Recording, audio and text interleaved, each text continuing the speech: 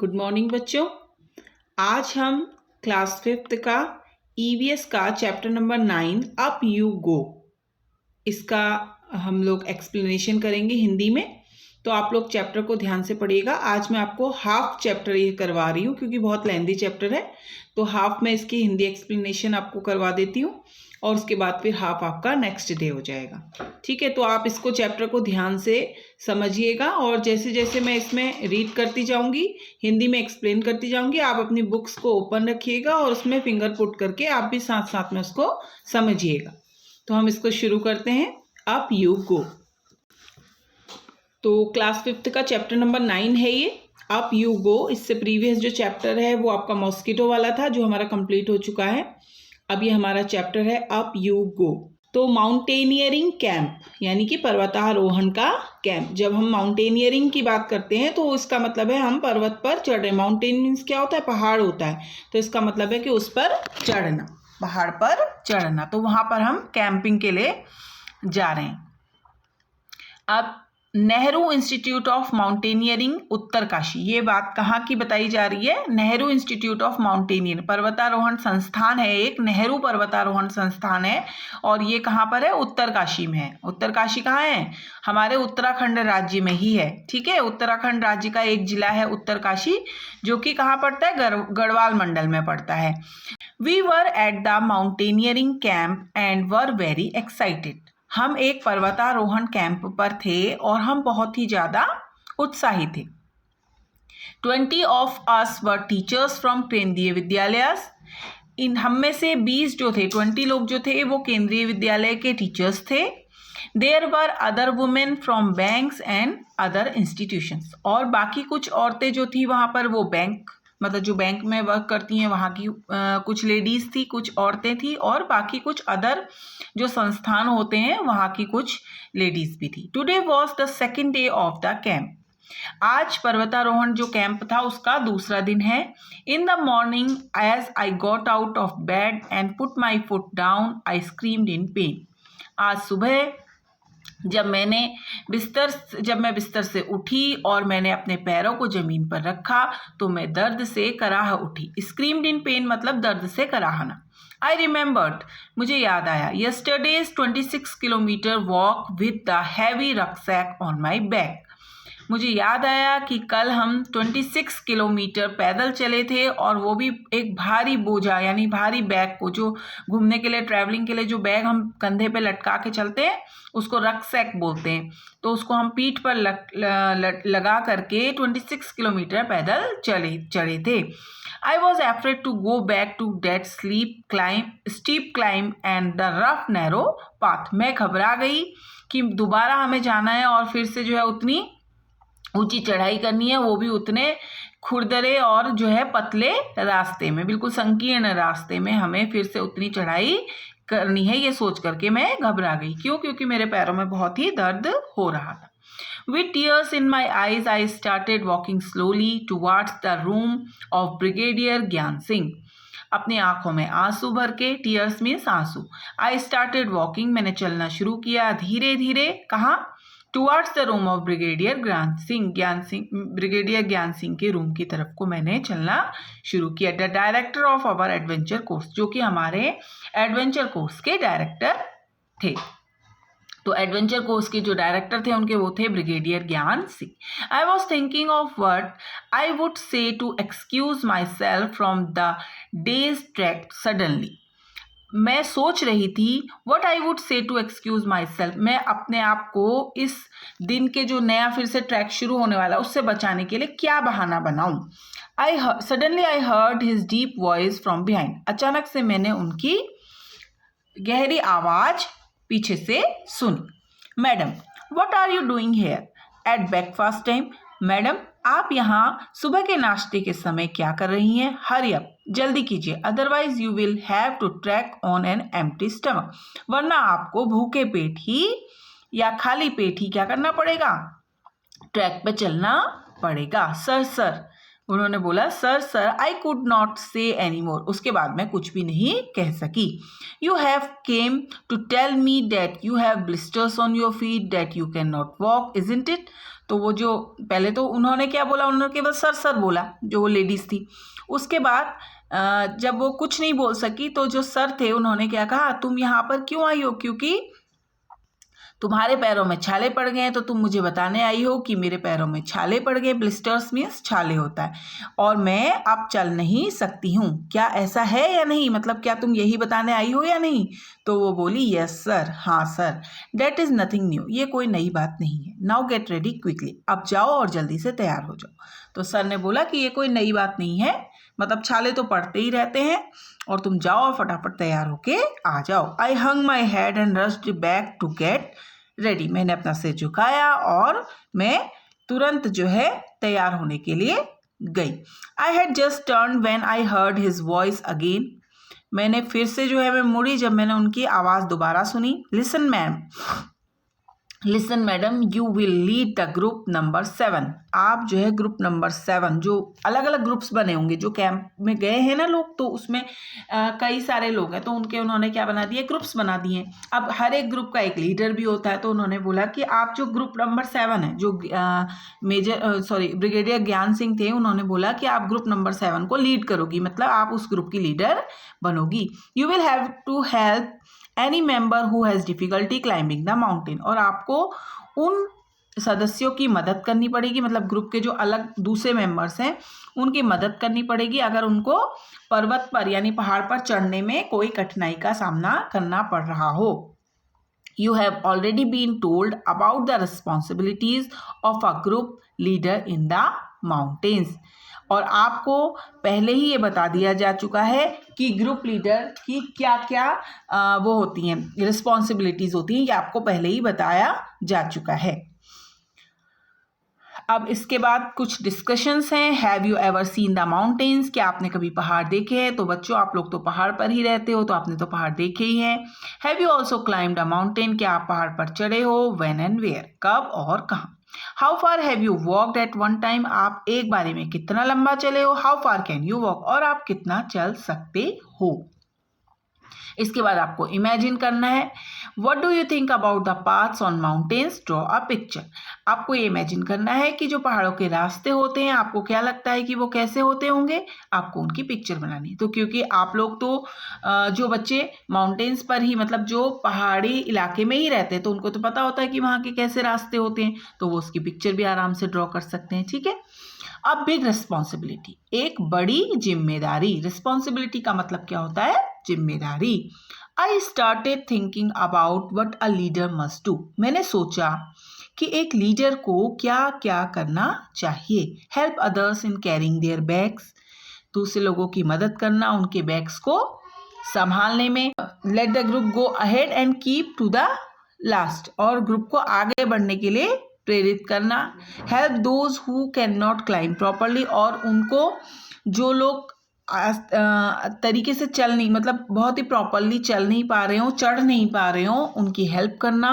Find a good place to stop and rest, एक अच्छी जगह ढूंढना जहाँ पर हम रुक सके और आराम कर सके। Look after those who were not well, उन लोगों की देखभाल करना जिनकी तबीयत ठीक नहीं है या जो अच्छा फील नहीं कर रहे। Arrange for food for the camp, और ग्रुप के लिए जो है फूड का अरेंजमेंट करना, यानी खाने की व्यवस्था करना। The most important thing is to be ready to be punished even when someone else may have made a mistake. सबसे इम्पॉर्टेंट थिंग क्या थी कि किसी ने भी कोई अगर गलती की है तो उसको पनिश करने के लिए भी आपको रेडी रहना पड़ेगा। सब रिस्पॉन्सिबिलिटीज़ हैं जो ग्रुप लीडर को निभानी होंगी, तो वो उनके बारे में सोच रही है। I realized that there was a special kind of discipline here. मुझे एहसास हुआ, मैंने रियलाइज़ किया यानी मुझे एहसास हुआ कि यहाँ पर एक स्पेशल, एक विशेष प्रकार का क्या है, अनुशासन है। डिसिप्लिन मतलब अनुशासन। I wondered whether the camp will still be fun. और मुझे आश्चर्य हुआ कि इसके बावजूद भी, मतलब यहाँ पे इतना स्पेशल अनुशासन है, एक विशेष प्रकार का अनुशासन है, उसके बाद भी हमें कैंप में क्या हो रहा है, मज़ा आ रहा है कैंप में, फिर भी हमें आनंद का अनुभव हो रहा है। अब ग्रुप नंबर 7, क्योंकि उसको ग्रुप नंबर 7 का लीडर बनाया गया था, इसलिए वो ग्रुप नंबर 7 के बारे में ही हमें बता रही है। Group number 7 includes girls from Assam, Manipur, Mizoram, Meghalaya and Nagaland. Group number 7 में जो लड़कियां थी वो आसाम से थी, मणिपुर से थी, मिजोरम से थी, मेघालय से थी और नागालैंड से थी। तो बच्चों ये जो आसाम, मणिपुर, मिजोरम, मेघालय और नागालैंड जितने भी आपने ये नेम सुने हैं ये सब हमारे इंडिया के स्टेट्स के नेम हैं। हमारे इंडिया में टोटल 28 स्टेट्स हैं, आप लोगों को पता ही है, जिनमें से असम, मणिपुर, मिजोरम, मेघालय और नागालैंड भी स्टेट्स हैं। और आप इसको मैप में देखेंगे, मैंने आपको मैप दिखाया भी था, आप लोग इसको मैप में देखेंगे तो मैप में आपको दिखेगा कि ईस्ट साइड में ये सारे स्टेट्स आपको मिलेंगे। जो मैप में ईस्ट डायरेक्शन होगी उसमें आप देखेंगे तो असम, मणिपुर, मिजोरम, मेघालय और नागालैंड स्टेट आपको वहाँ पर दिख जाए। I was the only teacher from केंद्रीय विद्यालय इन दिस ग्रुप। और इस ग्रुप में सिर्फ मैं ही थी जो केंद्रीय विद्यालय की टीचर थी। यानी कि जो ये आपको कहानी बता रही है, अपने कैंप का जो एक्सपीरियंस शेयर कर रही है, वो भी केंद्रीय विद्यालय की टीचर है। और आपको स्टार्टिंग में ही बताया गया कि लगभग 20 केंद्रीय विद्यालय के टीचर्स थे वहाँ पर, जिनमें से एक ये भी है। और जो ग्रुप नंबर 7 है उसमें केवल यही थी जो लीडर केंद्रीय विद्यालय की टीचर थी। I was happy to meet my new group members. मैं बहुत खुश थी अपने नए मेंबर्स से मिलकर। Most of them could not speak Hindi well. और उनमें से कई लोग हिंदी अच्छी तरह से नहीं बोल सकते थे। I still feel bad at after being together for 21 days.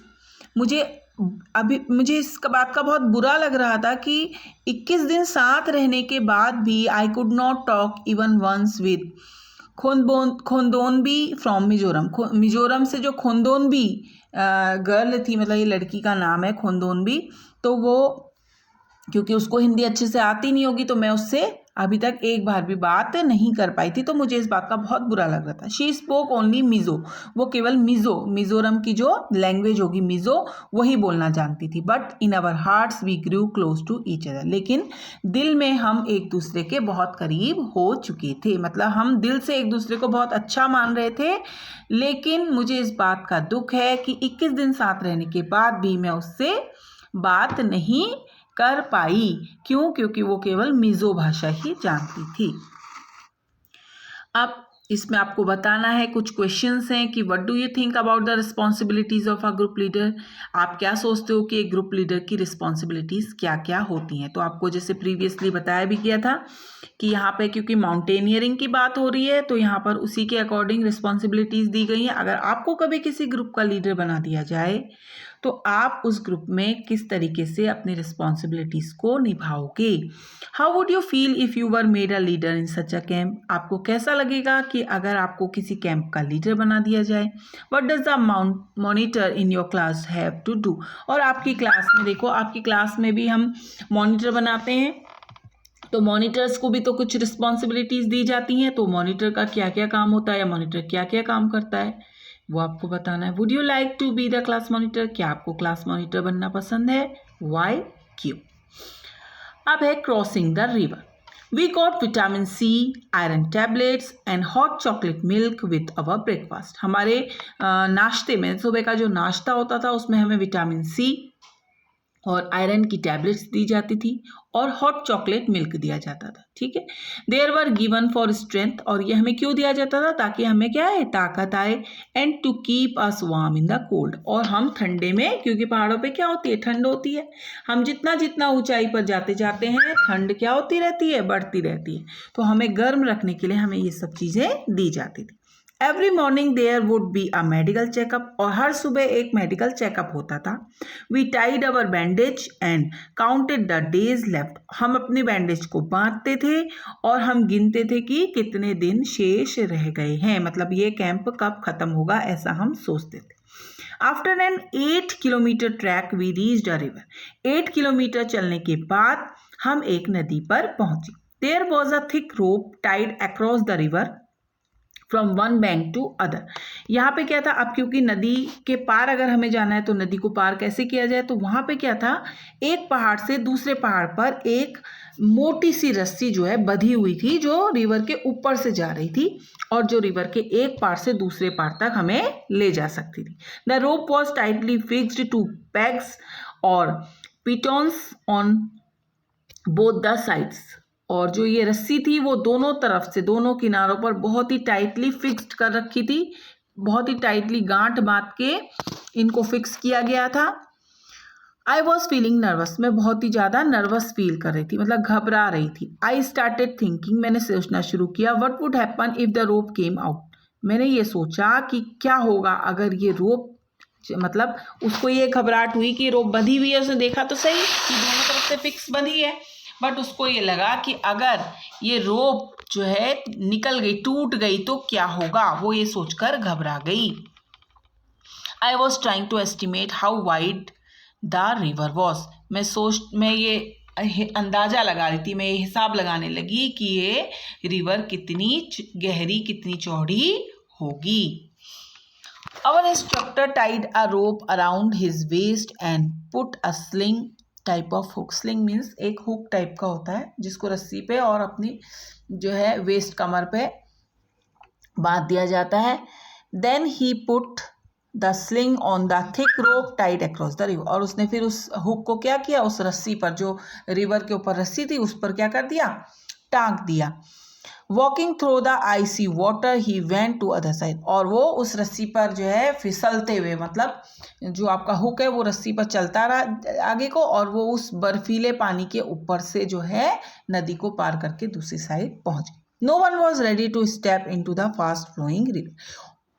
इस चीज़ के लिए कोई भी रेडी नहीं था, कोई भी इस चीज़ के लिए रेडी नहीं था कि वो इतनी तेज चलने वाली नदी के ऊपर से इस तरीके से जाए। Everyone was pushing each other to go first, और हर कोई क्या कर रहा था, तू पहले जा, तू पहले जा, तू पहले जा, मतलब हर कोई एक दूसरे को पहले जाने के लिए बोल रहा था। I stood last in the line hoping that no one would see me, और मैं लाइन में सबसे लास्ट में खड़ी थी ताकि मुझे कोई भी ना देख सके। Just then our instructor came near me with the sling and rope on his hand, in his hand. तभी हमारे जो इंस्ट्रक्टर थे, मतलब जो हमें क्या दे रहे थे, इंस्ट्रक्शंस दे रहे थे, जो हमें बता रहे थे कि आपको क्या क्या कैसे कैसे करना है, वो मेरे पास आए और उन्होंने मुझे क्या दिया, वही हुक दिया, और उसके साथ मुझे रस्सी भी थी जो उनके हाथों में थी। I knew there was no escape now, अब मैं समझ गई कि अब मैं नहीं बच सकती हूँ। एस्केप मतलब बचना। आई वॉज रेडी, मैं तैयार थी, but did not have the courage, लेकिन मुझ में साहस नहीं था। Sir could guess my fears, sir मेरे डर को, मेरे भय को जान चुके थे। ही कॉल्ड आउट लाउडली, वो जोर से चिल्लाए। 3 चीयर्स फॉर संगीता मैडम, उन्होंने बोला 3 चीयर्स, जैसे बोलते ना हिप हिप हुर्रे करके, तो वैसे ही उन्होंने मुझे मतलब मेरा उत्साह बढ़ाने के लिए ऐसा बोला। And before I knew it someone had gently pushed me into the, और इससे पहले कि मैं कुछ समझ पाती, किसी ने मुझे पीछे से धक्का दिया और मैं पानी के ऊपर जो रस्सी थी उसमें चलने लगी। I felt as my feet were frozen, मुझे ऐसा लग रहा था जैसे मेरे पैर जम गए हैं। आई स्टार्टेड शिवरिंग, मैं कांपने लगी। माई टीथ वर चैटरिंग, मेरे दांत किटकिटा रहे थे। आई cot hold of the rope and started putting my feet formally on the river bed, और धीरे धीरे क्या किया, मैंने रस्सी को मैंने पकड़ रखा था और मैंने धीरे धीरे अपने पैरों को पानी के बिस्तर पर, यानी कि पानी की सतह पर एक तरीके से रखना शुरू किया। As I walked further in the river got deeper and slowly the water reached up to my neck, जैसे जैसे मैं आगे को बढ़ती जा रही थी, नदी गहरी होती जा रही थी और पानी मेरी गर्दन तक पहुंच चुका था। In the middle of the river I lost my balance and started slipping, और नदी के बीचों बीच मेरा बैलेंस क्या हो गया, मुझसे मेरा बैलेंस गड़बड़ा गया और मैं फिसलने लगी। आई वॉज सो स्केर्ड, मैं बहुत घबरा गई। एंड फेल्ट सो कोल्ड, और मुझे बहुत ठंड भी लगने लगी। That the rope slipped from my hands, और मेरी रस्सी मेरे हाथों से क्या हो गई, छूट गई। I started shouting for help, मैं मदद के लिए चिल्लाने लगी। I was sure I would be carried away by the river, मुझे विश्वास था कि मैं नदी मुझे बहाकर ले जाएगी, बट नो, लेकिन नहीं। I found that I was tied with the rope to the sling, लेकिन मुझे पता चला कि मैं तो एक हुक के साथ उस रस्सी से क्या हूँ, बंधी हुई हूँ। Hold the rope, hold the rope, I could hear the shouts, मुझे आवाज़ें सुनाई दी चिल्लाने की कि रस्सी को पकड़ो, रस्सी को पकड़ो। I somehow manage to get hold the rope and pull myself forward, मैंने किसी तरीके से रस्सी को पकड़ा और अपने आप को ऊपर की ओर खींचने की कोशिश की। स्लोली विथ सम करेज, धीरे धीरे कुछ साहस के साथ। I reached the river bank, मैं मतलब नदी के किनारे पर पहुंच गई। I felt a special kind of happiness as I came out of the water, मुझे एक विशेष प्रकार की खुशी हुई जब मैं नदी के पानी से बाहर आ गई। Happiness on finishing a challenging task, एक खुशी जो कि मुझे कब हुई, जब मैंने इस चैलेंजिंग टास्क को या चैलेंजिंग काम को मैंने कंप्लीट किया। Now standing on the bank, now अब किनारे पर खड़े होकर। I was calling out to others to hold the rope tightly, अब मैं किनारे पर, क्योंकि पहले तो मैं खुद भी घबरा रही थी, अब क्योंकि मैं बाहर आ गई हूँ नदी से, तो मैंने क्या किया, अब मैं नदी के किनारे पर खड़े होकर दूसरों को बोल रही थी कि रोप को टाइटली पकड़ करके इस तरफ आ जाओ। I knew that this confidence was a result of facing a challenge with courage, मुझे पता है या मुझे पता था कि ये जो आत्मविश्वास, ये जो विश्वास मुझ में आया है, ये उस चैलेंज को साहस के साथ उसको फेस करने की वजह से, क्योंकि मैं उस चैलेंज से गुजरी हूँ और उसको पार करके आ गई हूँ, तो मुझ में ये साहस और ये विश्वास आ गया है। तो बच्चों, आज हम इस चैप्टर को यहीं पे एंड कर रहे हैं। नेक्स्ट में हम इसके आगे का चैप्टर कंटिन्यू करेंगे और अभी तक के जितने भी इसमें हार्ड वर्ड्स आए हैं वो मैं आपको सेंड कर दूंगी और आप लोग उनको अपनी फेयर कॉपी में नोट कर लेंगे और इसकी मीनिंग्स भी मैं आपके उसमें लिख के दे दूंगी। ठीक है, तो आगे का चैप्टर हम कल को कंटिन्यू करेंगे।